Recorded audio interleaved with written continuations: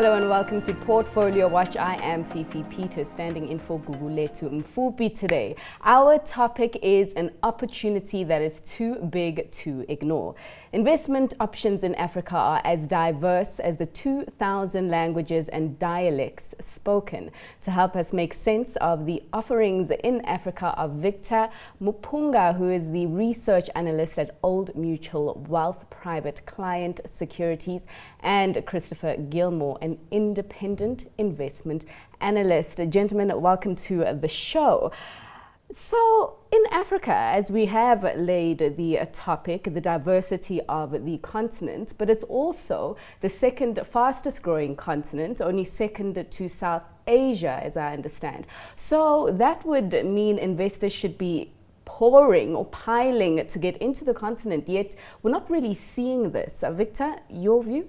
Yeah, I mean, you're absolutely right. I mean, it's one would think with a continent that's growing as fast as it is, investors would be piling in, but that hasn't really been the case. You know, if we look back over time, we've had periods of a lot of Afro-optimism, you know, when investors did clamor to come into the market.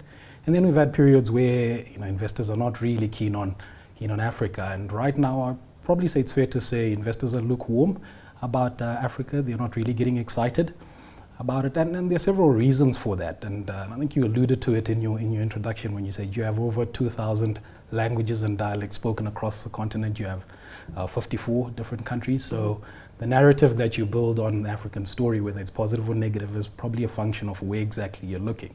You know, you do have some high growth, exciting opportunities, but at the same time, you have some opportunities that are not as stellar.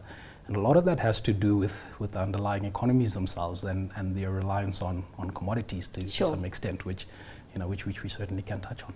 Sure. Chris, I mean, your take, especially if we see what is happening in developed markets. Africa, although sentiment is lukewarm, I mean, you'd think it's a lot safer than what we're seeing currently unwind with Brexit in the UK, with China and the US with the trade war there. Yeah, look, we have to bear in mind a couple of things. First of all, if you go outside of the big countries like South Africa, Nigeria, maybe Angola and one or two others, I mean, just to put some colour on this, if you look at the countries in the east coast of Africa that comprise geographical East Africa, they have a combined GDP about the same size as the Czech Republic. It's tiny. So the opportunities are not immediately apparent to the outside investor. The really specialized investors who know what they're doing, yes, you know, they can make some money, but it's kind of limited at this point in time. There's massive potential. As Victor says, you know, there's huge untapped potential in Africa. I mean, I don't think anyone's unaware of that, but I think we've just got to dimension the size of it.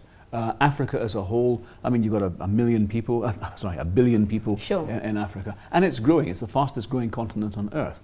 So, and you've also got, I mean, it's not just commodities. I think, you know, the disgraced McKinsey organization, you know, before they got involved with ESCOM, in terms of their day job, they produce some really good stats on Africa.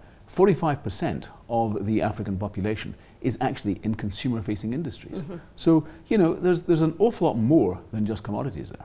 I mean, but commodities are, as Victor says, a problem for many of the countries like Nigeria that are overly dependent, but they have been trying to diversify, the same with Angola. What is the story there? Is it that they're not doing it fast enough for investors to come seeping in just yet?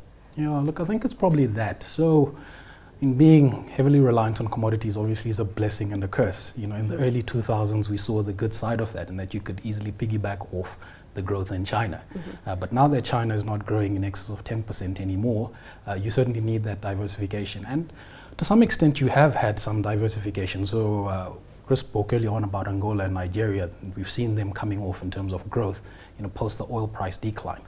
But it's worth keeping in mind that 6 of the 10 fastest growing economies in the world in 2018 are still African countries. So sure, you've had the larger ones slowing down, but those that have managed to some extent to diversify their economies outside of commodities have continued to grow well. And it's more a matter of, you know, keeping up with that growth rate outside of commodities, to diversify the economies, and we're seeing some of that to some extent.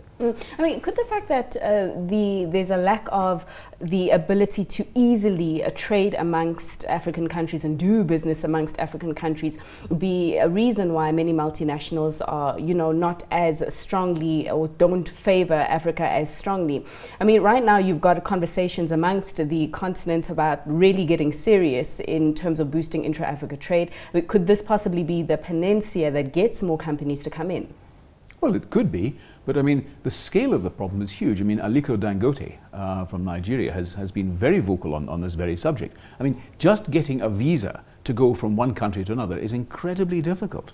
Just in terms of air transportation, this type of thing is incredibly difficult. So you have to get far greater regional cooperation within Africa. And that's been happening, it's been getting better.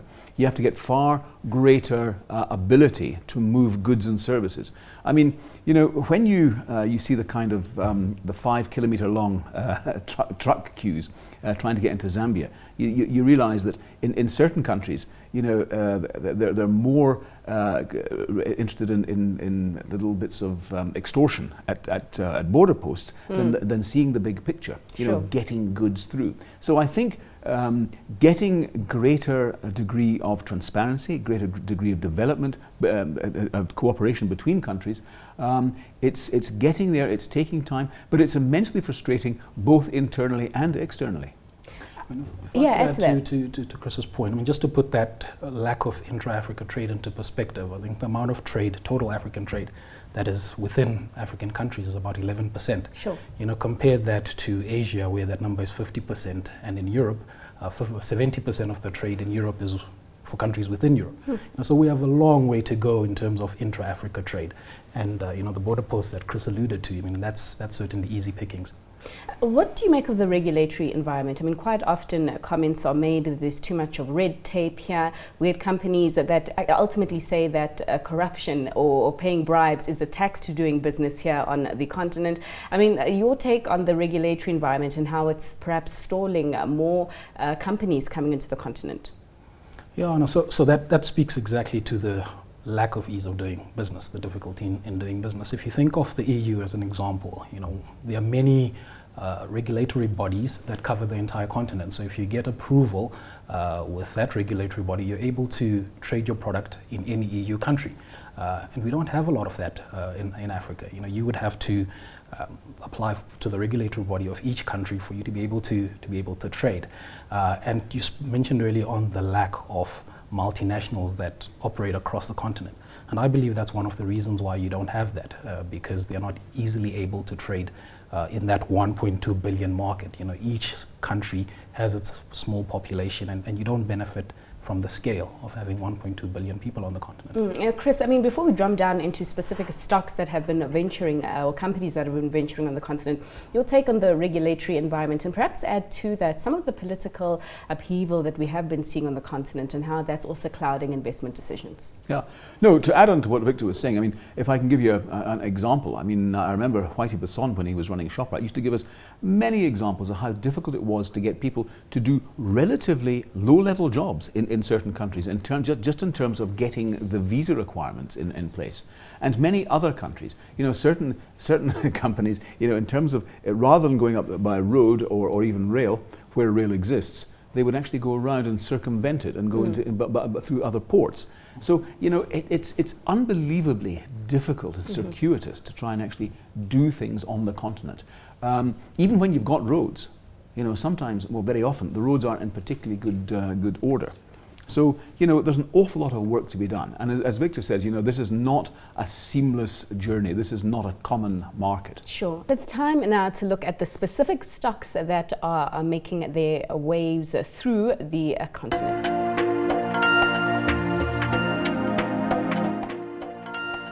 Chris, if you may, let's kick off with the ShopRite, as you did mention Whitey Basson there. I mean, ShopRite is seen as the poster child of how to get it right in terms of doing business in Africa. Yeah, although the long gone Metro Cash and Carry had been in places like Malawi prior to that, back in the 70s and 80s, ShopRite went in there full blast in 1995 into Mozambique, and since then has gone, marching over many countries in Africa. But even then, with 23 years of experience, it's still a very, very difficult operation. They derive something like, Victor, correct me if I'm wrong here, but maybe 25% of their earnings, from the rest of Africa. So, they undoubtedly saw the potential. One or two other FMCG companies have followed suit, but nothing like to the same extent ShopRite. They've been remarkably successful. Yeah, for sure. I mean, Victor, just to add on ShopRite's proposition, what I found very interesting about them is the degree to which they partner with local guys in the countries that they go to. I mean, is this also the secret behind why they have fared a lot better than many other companies that have ventured into the rest of the continent? Yeah, look, I think that's certainly one of the keys to success. So one is the fact that they've just been there for a very long time. I think few companies are able to say they've been on the African continent for almost a quarter of a century. But for them, that partnering with locals, local suppliers and local distributors is a key part of it. And I think Nigeria is an example, where they say that about 75% of items that they have on shelf, they're supplied by locals in the form of distributors. To me, that I believe that would make it a little bit easier for them to operate in that market. I mean, we have had companies that have been trying to import things into Nigeria, and they've complained that they take a long time at the port. So certainly getting local suppliers makes it a lot easier for them to operate. And then I think it also tells a message to the regulators, to the government, that we're here to stay. And so I certainly think that's been a major boon for them. And then what about current valuations with ShopRite? I mean, is it fairly valued? Should we be going in if you're wanting to get some ShopRite into your portfolio? Yeah, so it's come off quite a bit more recently, particularly because of the trading statement that they came out with a couple of weeks ago, saying that second half trading has been very difficult. But I don't think this is a big surprise. And we know that with the local business, it's been very difficult. The local consumers are under a lot of pressure. There's low food inflation, so they are not able to put through price increases which would support revenue. So there's a lot of that. And then on the African operations, they've also had some challenges in Angola where the currency there is devalued significantly. So it's come off, and I think at current levels, it's starting to look quite interesting. Chris? Yeah, look, it's still pricey. I mean, we're in the kind of low to mid 20s in terms of PE. Not many other companies are more expensive than ShopRite. It does at least have the track record to back it up. So if you're going to be in there for the longer term, notwithstanding the fact that I think this year is going to be particularly difficult in South Africa, and probably next year as well, virtually no growth in South Africa, then if you understand that and you're prepared to take a 5 or 10 year view, then yes, I would be in ShopRite. It's something that I think you actually have to have in a quality portfolio. Well, let's actually go to a quick break right now. Do email your questions and suggestions to portfoliowatch@abn360.com, or you can join the conversation at CNBC Africa. The hashtag is PortfolioWatch. We'll be back real soon.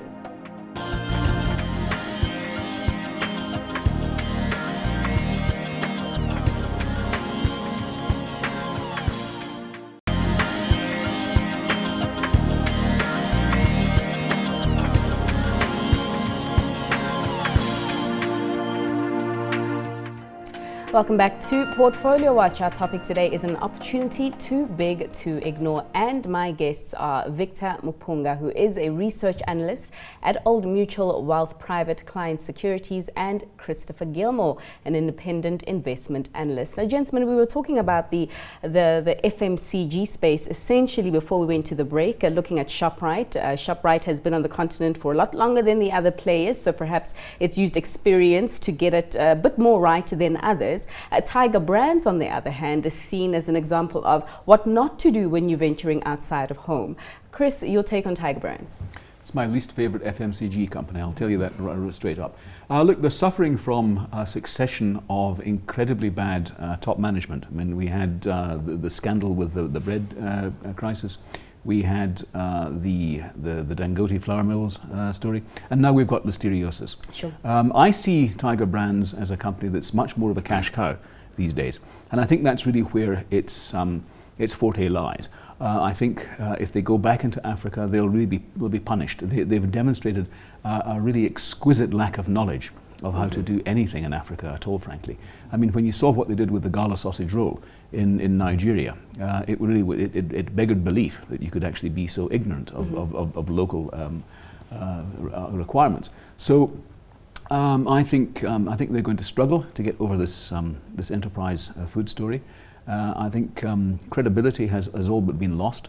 And I think it will take a long time to restore that, frankly. I mean, can we dial back to their strategy to acquire Dangote, a flour mill, something that cost them really dearly? How, in hindsight, how best should companies do it? Is it a matter of going out to buy a company on the continent that is established, that is doing well? Or is it a matter of going there, like ShopRite, partnering with locals and opening your own stores? Look, I suppose that's the difficulty in operating in Africa, because when there's that Afro-optimism that we spoke about earlier on, management teams are often enticed to go and make a big acquisition, and then you come back and all of a sudden it's 10-15% of your market cap, and all of a sudden you look like you're part of the African growth story. And I think that's what Tiger Brands did at the time. That was a significant acquisition. As you pointed out earlier on, I think it was $200 million at the time. Contrast that to ShopRite, on the other hand, where they've gone in and opened store by store by store, up until the odd 400 or 500 that they have at the moment. What that does is obviously reduce the risk in terms of compared to making a big acquisition. What often happens when you buy or when you make an acquisition is the company is often not exactly the way you want it to be, and you probably need to fix a few things. In this case, when they started fixing the flour mill business, they realized that there's a lot more fixing that needed to be done, and they started writing it off.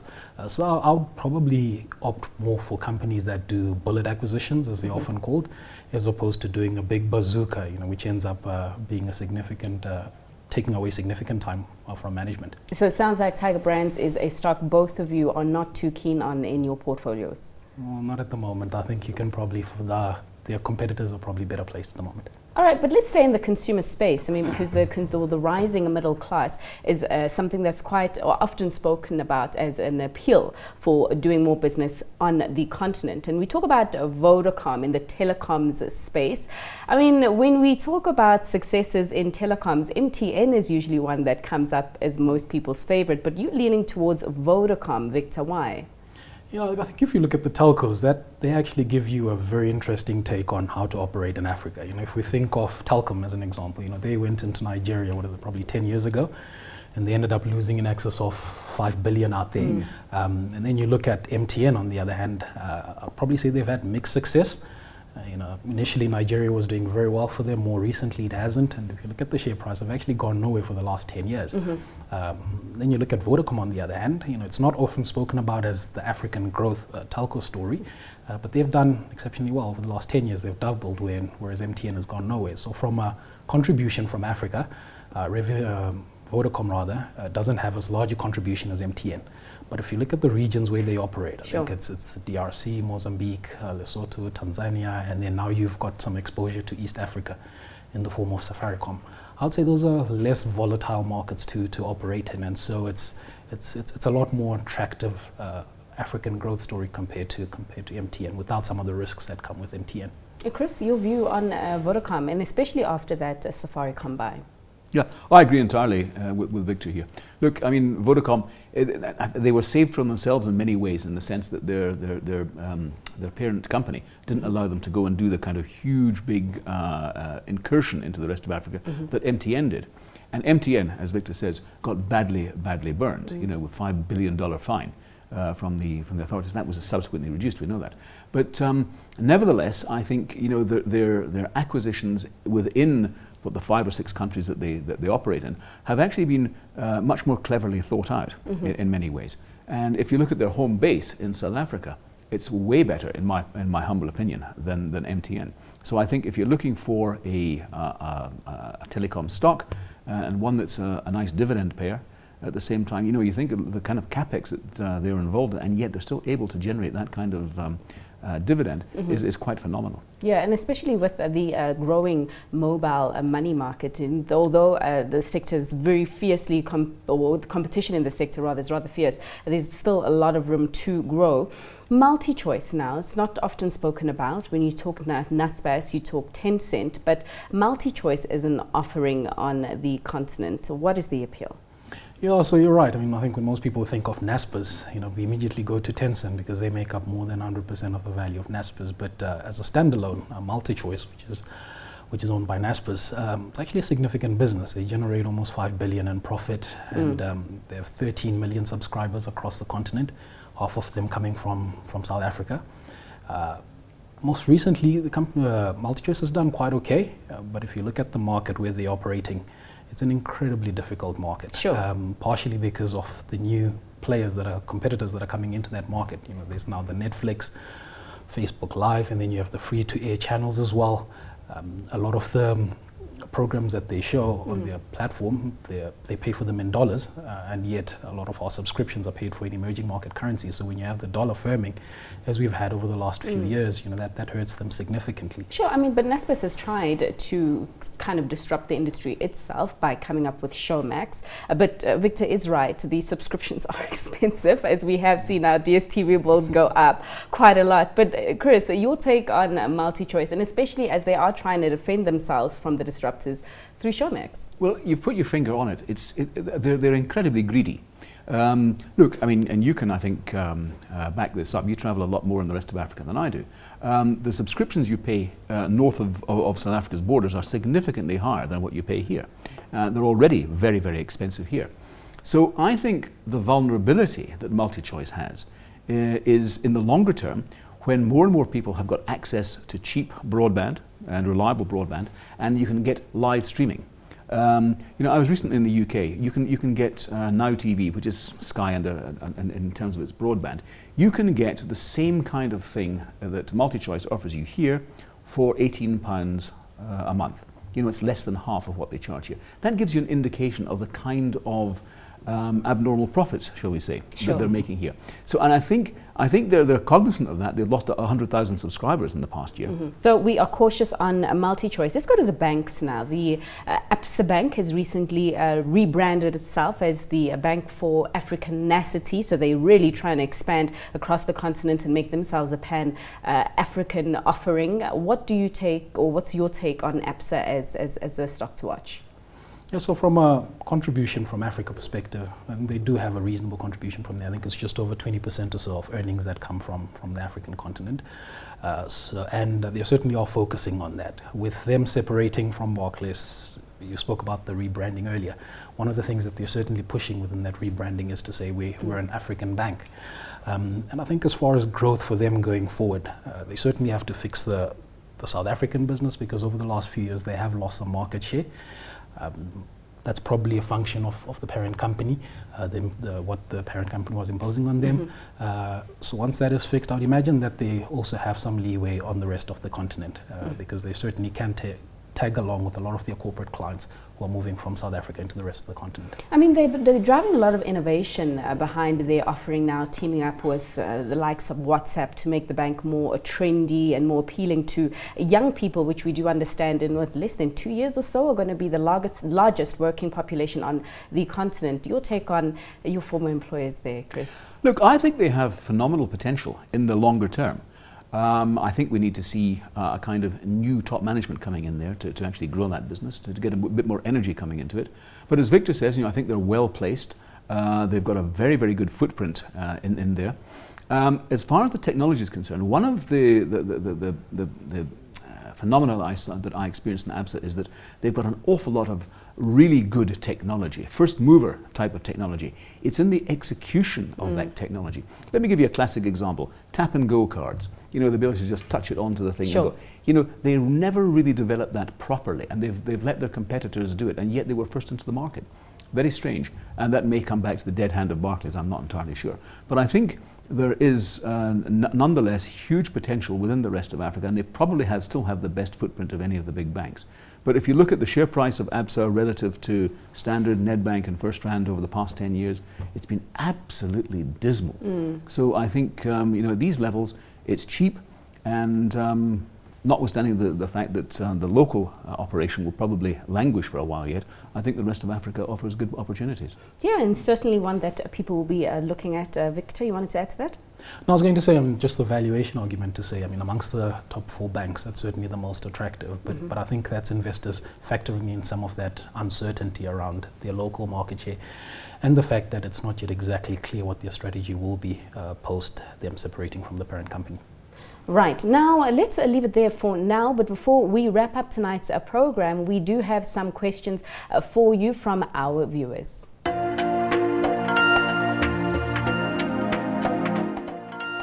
Well, the first question comes from Rudolph Ngobesi, who would like to know, is it advisable for me to purchase put options on oil-related stocks, or should I purchase the shares themselves? Gentlemen, Victor?